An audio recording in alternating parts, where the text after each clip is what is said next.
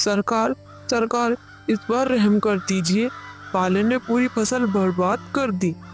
रामू घुटनों के बल बैठा हुआ है और जमींदार ऊपर कुर्सी पर बैठकर महंगा हुक्का पी रहा है। अगली बार सूद समेत एक एक पाई चुका दूंगा सरकार। रामू अपने कांपते हुए हाथों को जोड़कर बैठा है। रहम रामू रहम, धर्मशाला में मिलता है, जमींदार की कचहरी में नहीं। मुझे तेरी फसल से मतलब नहीं, मुझे मेरे पैसे चाहिए।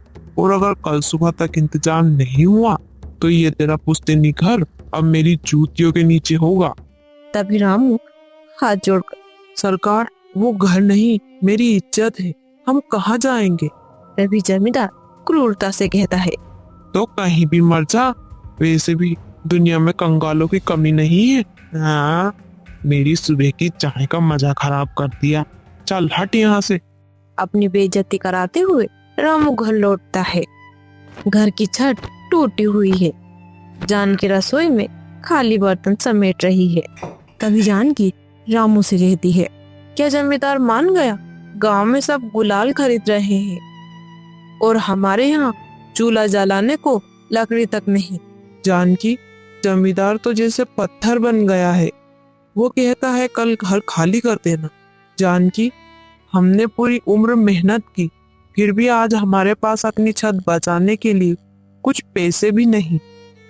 तभी जानकी आंसू पोंछते हुए, रामू, बुरा वक्त इंसान को तोड़ता नहीं, उसे आजमाता है। हम गरीब है रामू, पर हमारा विश्वास अभी जिंदा है। रामू काका अपने घर के बाहर टूटी खाट पर बैठे हैं। उनकी पत्नी जानकी पास में ही एक मिट्टी के चूल्हे पर गुजिया बनाने की कोशिश कर रही है, पर बर्तन खाली है। तभी जानकी रामू से कहती है, सुनिए जी, गांव भर में ढोल बज रहे हैं, पर तुम्हारे चेहरे पर ये मातम क्यों? आखिर जमींदार ने ऐसा क्या कहा? रामू लाचारी से जानकी की तरफ देखकर कहता है, जानकी, जमींदार कहता है कि अगर कल सुबह तक पिछला कर्ज नहीं चुकाया तो वो हमारी पुश्तैनी जमीन हड़प लेगा। मैंने उसे बहुत समझाया कि इस बार फसल पाले की भेंट चढ़ गई है।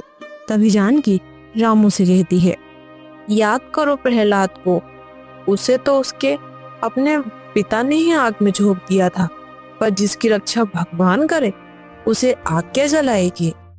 तुम ठीक कहती हो जानकी, वो दौर भी तो ऐसा ही था। हिरण्यकश्यप ने अपनी ताकत पर इतना घमंड किया था कि उसने अपने बेटे प्रहलाद को ही खत्म करने के लिए अपनी बहन होलिका की गोद में आग में बिठा दिया था। हाँ, और जीत किसकी हुई? होलिका के पास तो वरदान की चादर थी, फिर भी वो जल गई, क्योंकि आग शरीर जलाती है लेकिन भक्ति और सच्चाई को वो छू भी नहीं सकती। क्या होली सिर्फ रंगों का खेल है, या फिर ये एक याद दिलाती है कि जब अन्याय की आग दहकती है तो उसे बुझाने के लिए प्रहलाद को खड़ा होना ही पड़ता है। आज की कहानी सिर्फ त्योहारों की नहीं है, उस भरोसे की है जो जलकर भी राख नहीं होता। तभी गांव की पंचायत और कुछ लोग एक पेड़ के नीचे बैठे हुए थे। वहां पर रामू और उसकी पत्नी बहुत ही लाचारी से खड़े होते हैं और साथ में जमींदार गुस्से से जमीन के कागज पर अंगूठा लगवाने की जिद कर रहा है। चल रामू, बहुत नाटक हो गया तेरा, अब चुपचाप इस कागज पर अंगूठा लगा दे, वरना आज इस होली की आग में तेरा सामान भी झोंक दूंगा। तभी रामू का बेटा यानी आर्यन, जो शहर से पढ़ाई करके लौटा है, तभी भीड़ को चीरते हुए आर्यन आता है। उसके हाथ में सरकारी फाइल है। तभी आर्यन अपने पिता से कहता है, पिताजी, अंगूठा मत लगाना, खबरदार जमींदार साहब, अगर मेरे पिताजी को हाथ भी लगाया। तभी जमींदार गुस्से में, ओह, शहर में पढ़ लिख कर आया छोरे, तू क्या मुझे सिखाएगा, कागज मेरे पास है।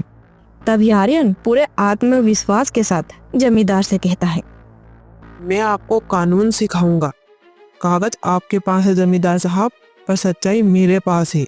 आज होलिका का दहन होगा और लकड़ियों का नहीं, आपके इस धोखे और झूठ के बुलिंदे का। ये रहे सरकार के असली आदेश। जिस कर्ज के नाम पर आप मेरे माँ बाप को डरा रहे हैं, वो सरकार ने महीनों पहले माफ कर दिया था। ये रहे कागज। आपने गांव वालों को धोखा दिया है। आर्यन जमींदार के हाथ से वो झूठे कागज छीन लेता है और उन्हें जलती हुई होलिका की आग में फेंक देता है। तभी आर्यन जमींदार से कहता है, आज इस आग में सिर्फ लकड़ियां नहीं जलेंगी, आज आपका ये झूठ और गरीबी का शोषण भी जलेगा जमींदार साहब। और इसी तरह जमींदार की सच्चाई लोगों के सामने आ जाती है। तभी जमींदार डरकर पीछे हटता है।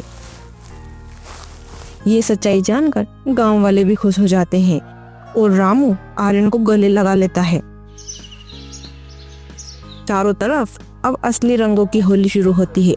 तो इस होली सिर्फ चेहरों को नहीं बल्कि समाज की बुराइयों को भी रंगिए। याद रखिए, जब तक आपके भीतर प्रहलाद जैसा विश्वास है, कोई भी होलिका आपका नुकसान नहीं पहुंचा सकती।